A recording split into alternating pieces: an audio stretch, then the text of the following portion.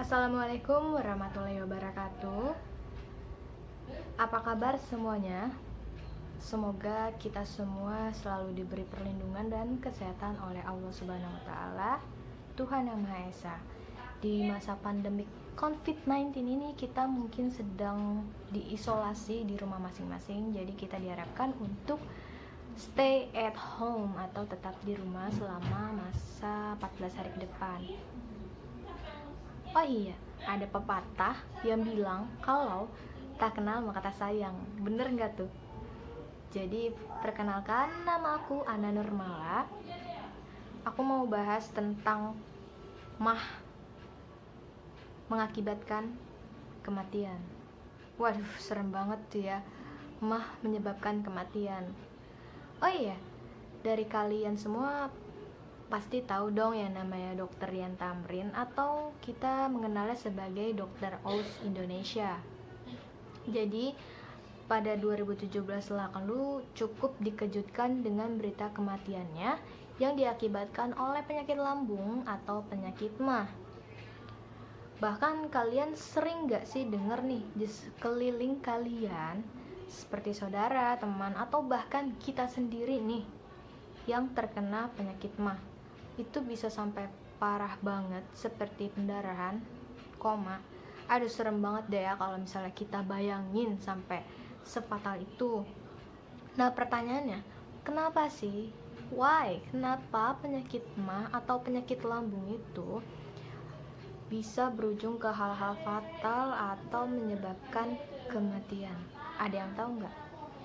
Nah, di sini kali ini aku mau ngebahas tentang kenapa penyakit mah bisa menyebabkan kematian.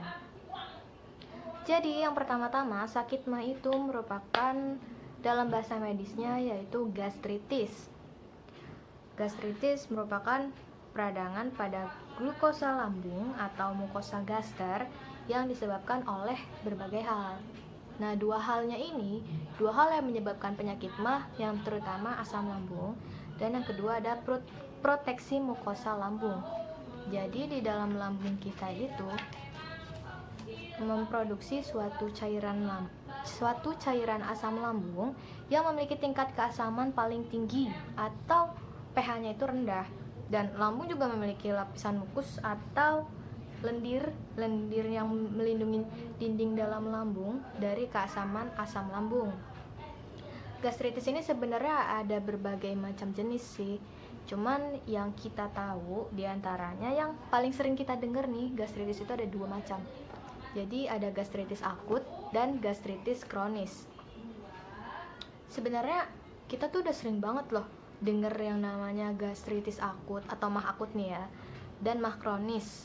Itu kita udah sering banget denger. Cuma kita semua masih bingung apa sih yang dimaksud dengan mah akut dan mah kronis. Nah, gastritis akut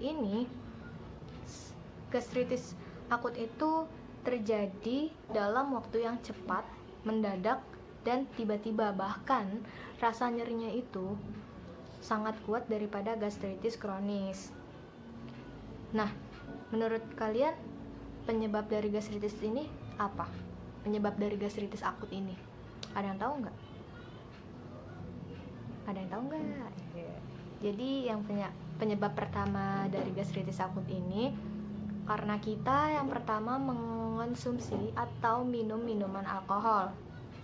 Alkohol ini bisa merusak proteksi dinding lambung ya, sehingga lambung mengalami iritasi karena terkena asam lambung. Yang kedua yaitu karena kita sering mengonsumsi obat-obatan golongan NSAID. Nah, lo apalagi tuh golongan NSAID? Mungkin bingung nih ya, apa itu golongan NSAID? Jadi contohnya aja deh, kayak misalnya obat-obatan selekosip, ibuprofen, deklofenak, dan aspirin. Nah, itu adalah jenis-jenis obat yang golongan NSAID. Jadi ada macam-macam sih sebenarnya. Nah, obat-obatan golongan ini tuh menghambat pembentukan prosta dalam kita, prostaglandin namanya, dimana lagi-lagi dia menghambat pembentukan proteksi dinding lambung. Jadi ujung-ujungnya lambung akan teriritasi sama asam lambung. Dan yang ketiga itu kita lebih sering banget pasti nih yang cowok-cowok atau mungkin yang cewek-cewek yang biasa nongkrong di kedai atau kafe sering banget nih mengonsumsi kopi. Kalian pasti tahu lah ya, kopi itu kan mengandung kafein. Nah, di dalam kafein itu kita tuh nggak boleh mengonsumsi kopi di saat perut kita kosong atau belum makan. Kenapa?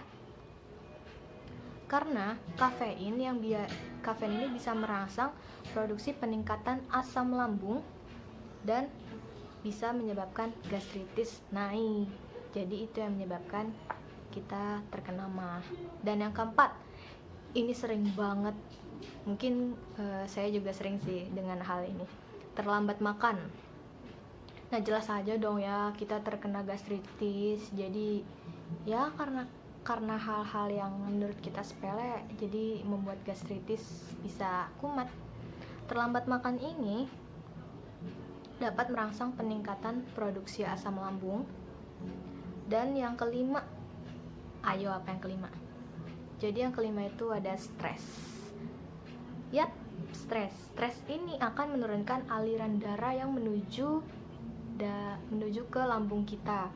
Nah, dari alirannya itu menyebabkan penurunan oksigen sehingga metabolisme dalam lambung kita terganggu.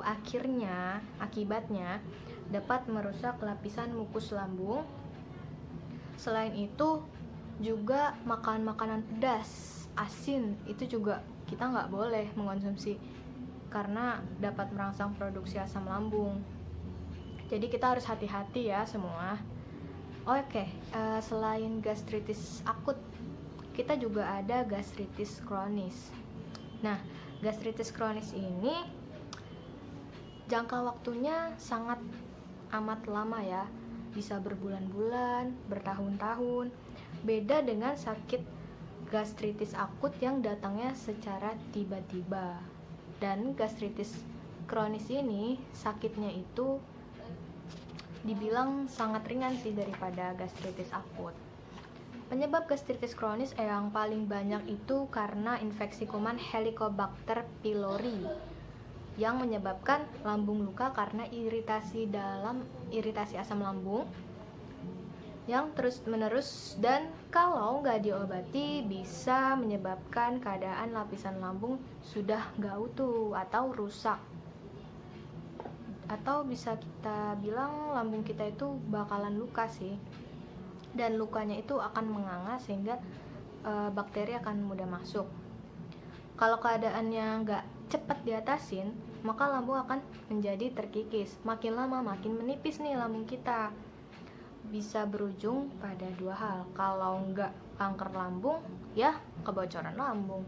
Nah, kebocoran lambung ini yang menyebabkan pendarahan. Supaya tahu nih ya ciri-cirinya apa. Yang pertama itu ada rasa mual, ingin muntah, dan terutama rasa sakit yang menusuknya itu ada di bagian kiri perut atas, atau bisa di bagian tengah perut, atau bahkan bisa rasa sakit itu sampai punggung sini nih ya, sampai punggung. Bisa juga sampai pusing. Itu yang sangat amat dirasakan oleh penderita penyakit gastritis kronis. Bayangin aja kalau misalnya sampai lambung kita bocor nih ya, maka kan seluruh isi lambung itu termasuk asam lambung, dan makanan-makanan yang kita makan ini, yang kita cerna, akan keluar dari lambung dan menyebar, melukai semua organ yang ada di bawah dinding perut. Serem gak sih kalau misalnya ngebayangin hal itu terjadi? Pastinya kita gak akan mau lah ya, itu bikin merusak badan kita. Nah, keadaan ini, kebocoran inilah yang kita sebut sebagai perforasi lambung. Dalam bahasa medisnya gimana tuh kalau udah perforasi? Ya otomatis perut dan selaputnya akan mengalami peradangan. Belum lagi kuman Helicobacter pylori-nya itu bisa menyebar lalu kita bisa terkena infeksi di mana-mana. Infeksi kumannya ini kalau nggak diatasi dalam waktu yang singkat akan menyebabkan sepsis, di mana keadaan terjadinya peradangan di dalam organ atau di seluruh tubuh kita disertai kerusakan organ tersebut. Jadi hal ini nih yang bisa berujung kematian. Sekarang kita jadi tahu kan ya betapa serem dan berbahayanya mah itu sebenarnya. Cuman dari banyak kita itu menganggap mah adalah hal yang sepele, padahal mah itu termasuk penyakit yang mematikan selain kanker. Nah, kalau gitu gimana sih cara mengatasinya? Gimana mengobatinya? Serta gimana mencegahnya juga supaya kita, khususnya penderita mah atau yang punya sakit mah, nggak berujung pada hal-hal yang mengerikan seperti itu. Oke, yang pertama itu untuk penderita mah akut mungkin ya. Nah, untuk mengobati penyakit mah akut, gimana sih caranya? Sebenarnya mah akut itu paling gampang loh untuk disembuhkan, asalkan kita tuh jangan sampai telat makan, jangan minum kopi di saat perut kita lagi kosong atau belum makan, terus jangan juga minum alkohol, lalu stres manajemen yang baik, dan yang terakhir nih ya, buat para penderita gastritis akut, jangan sampai makan makanan pedas atau asam. Lalu gimana nih cara mengatasi kita yang terkena gastritis kronis? Jadi sebenarnya kalau untuk masalah menghindari gastritis kronis itu kita harus kenalin dulu tandanya, dari mulai gejalanya yang mual atau bahkan kita bisa sampai muntah-muntah, itu harus segera diatasi. Nah, ketiga, kalau udah tahu nih kalau kita punya mah atau sampai kena, kita tuh harus cepet-cepet minum obat, karena mah itu nggak bisa disembuhin dengan sendirinya. Kita yang terkena gastritis kronis harus menyembuhkannya dengan obat. Pertama, kalian bisa minum obat anti mual, dan juga kalian bisa minum obat golongan antasida. Apa sih antasida? Antasida itu bersifat basa yang artinya menetralkan lambung. Nah, jenis-jenis obat antasida itu paling mudah ditemuin di warung. Yang pertama ada Milanta, lalu ada Promax. Nah, itu obat paling sering kita konsumsi untuk penderita gastritis kronis. Bisa juga sih kalau misalnya kalian langsung ke dokter, mungkin kalian akan dikasih obat jenis sukralfat atau proton pump inhibitor, misalnya omeprazol yang obatnya itu bentukan tablet. Itu jenis-jenis obat yang bisa kalian konsumsi bagi penderita gastritis kronis. Sedikit sharing aja nih ya, jadi tuh 3 minggu yang lalu berturut-turut aku pergi ke puskesmas untuk ngecek lambung, dan ya aku tuh dikasih obat sukralfat. Jadi sebelumnya itu mungkin aku cuman kayak konsumsi Promax, Milanta, tapi kalau misalnya mahnya itu udah terasa parah banget nyut-nyutannya, aku lebih baik ke puskes, dan itu langsung dikasih obat bisa 3 kali. Iya, 3. Jadi terus dikonsumsi rutin supaya kita nggak terlalu lambung kita tuh terlalu infeksi. Itu untuk menghambat sih sebenarnya. Jadi pesan aku nih ya, untuk kalian terhindar dari gastritis,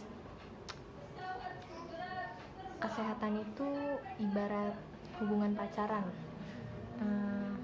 Kesehatan akan jauh lebih bermakna setelah kita merasa kehilangan. Aduh, sakit banget ya rasanya, tapi emang bener, kesehatan itu mahal, jadi kita harus pandai-pandai menjaganya. Gak ada yang mau dong sakit terus menyia-nyiakan waktu karena kesalahan kita sendiri. Jadi jagalah kondisi badan kita semaksimal mungkin. Sekian pembahasan tentang mah mengakibatkan kematian. Wabillahi taufiq wal hidayah. Wassalamualaikum warahmatullahi wabarakatuh.